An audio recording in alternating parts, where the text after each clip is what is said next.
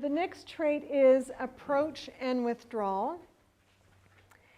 Someone who has a variable approach to new people and or places and or things is somebody who, may hold back a little bit in a new situation, but then they can jump in and it's not really an issue.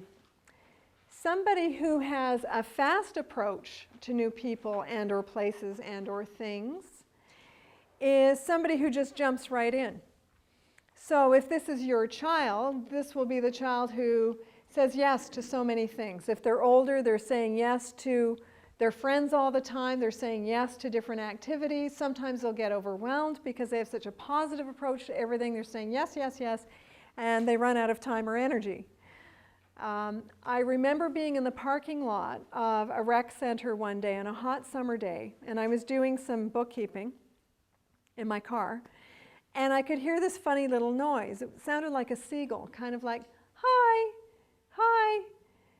And I thought it was a bird, but then I realized it was a human. And I looked at the car next to me, and there was a woman sitting in the front seat of the car, and she was looking straight ahead. It wasn't her. I looked further back, and it was this little curly-haired girl. She was probably about 4 years old. And I looked at her. I said, "Are you saying hi to me?" She said, "Yeah, hi, lady. My name's Mary, and that's my mother. Her name's Kathy." And Kathy looked at me, "Hi." It's like, everywhere I go, I have to talk to people. And Kathy obviously was not a fast approach person. And then she said, "Yeah, and my dad's name is John." And she took me through her whole family tree. It was really funny. But I felt really sorry for her mom because they couldn't go anywhere without having to talk to everybody. So that's interesting to deal with because kids with the fast approach are the kids who have to learn how to pull back. So I look at my daughter, even still at 18 and 19, she's still struggling with being able to say no to certain things, like activities with her friends or whatever. So she's very, very busy because of that. Now, if you work your way from a 5 up to a 10, and you start thinking, my child is actually more negative when it comes to new people and or places and or things, I'm actually seeing my child being negative, holding back. This is the child that when they're younger get labeled shy, and you don't want that label stuck on their forehead because many kids will use that label as an excuse not to do things. And it isn't shy. What is shy? What is shy? Shy just means feeling uncomfortable in a new situation with new people. So what you want to do is articulate you feel uncomfortable when you're in a setting with new people. But you don't want to be using that label of shy. So a negative approach to new people means that you may have a child who holds back longer than others. It can be difficult, especially if you don't understand that trait. And for children who are very high on this, on this trait, in terms of a negative approach to children, other kids or people, they can sometimes be a little bit awkward socially. Sometimes they have difficulty reading social cues because they feel so anxious about what's going on. So you might find a child who's quite high on this trait just really misreads social interactions and has more anxiety, when it comes to peers and things like that. They may tend to be more of an introvert, which, I love introverts. I'm an introvert. To me, an introvert is somebody who is lonely in a crowd, although I don't feel lonely today.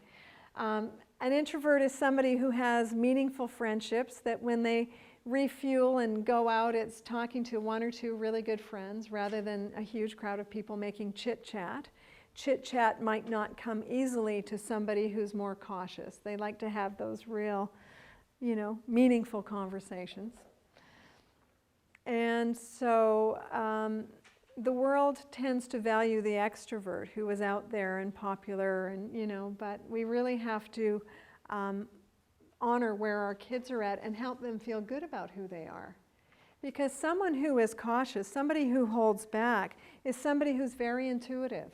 often very kind because they read people and they think about how people feel.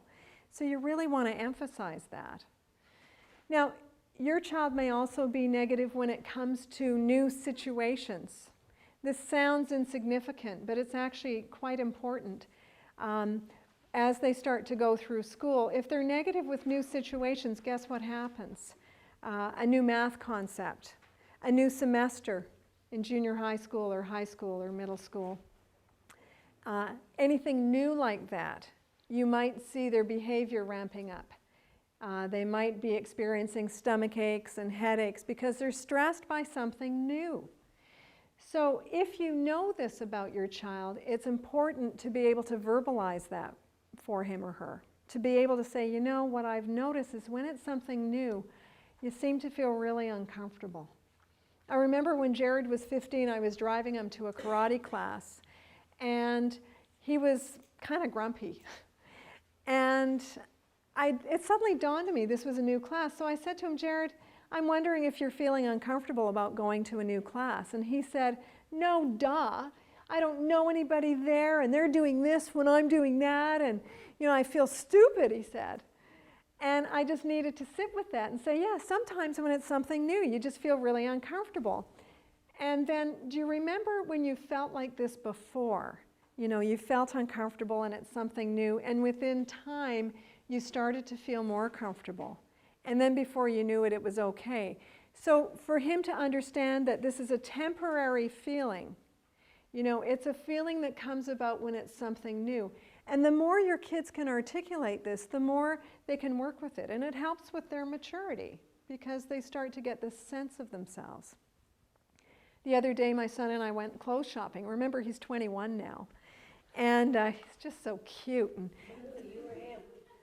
me, 21? No, clothes. Oh, I thought, well, honey, you can come to all my workshops. No, going clothes shopping for him. Anyway, we were there, and the girls were really cute that were serving him, and we were trying to find him some blue jeans. And honestly, I watched Jared talking to these girls, and his face was red, and he was so wooden and awkward. And we left the store, and I said to him, I said, so Jared, how was that? He said, oh, gee, I don't know.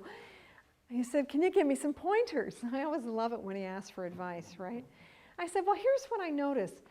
Of course, you ask me for pointers, you're going to get a lecture. So I said, I noticed your startup was a little bit rough. There was about a 5-minute window in there where your body language was quite stiff, and you didn't really have much eye contact, and you forgot to ask her how her day was. He went, oh, yeah.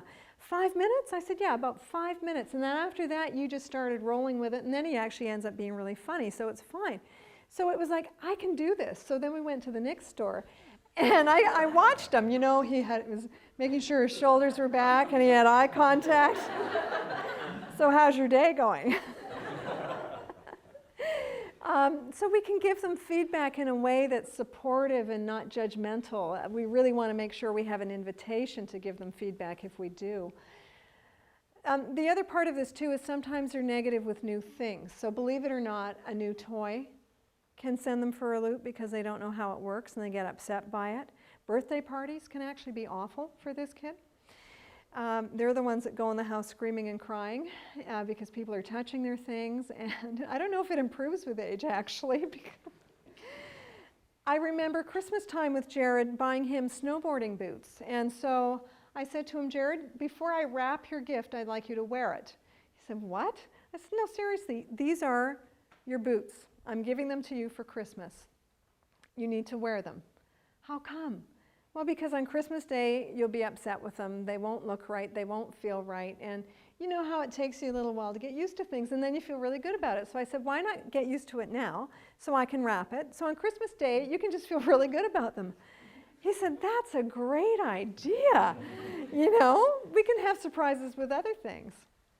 So you really need to work with this trait and try to help the child feel good about who they are, articulate it, put it into words, help them get comfortable with the feeling words of uncomfortable or feeling anxious or where do you feel it in your body. Have a conversation about it without being intrusive.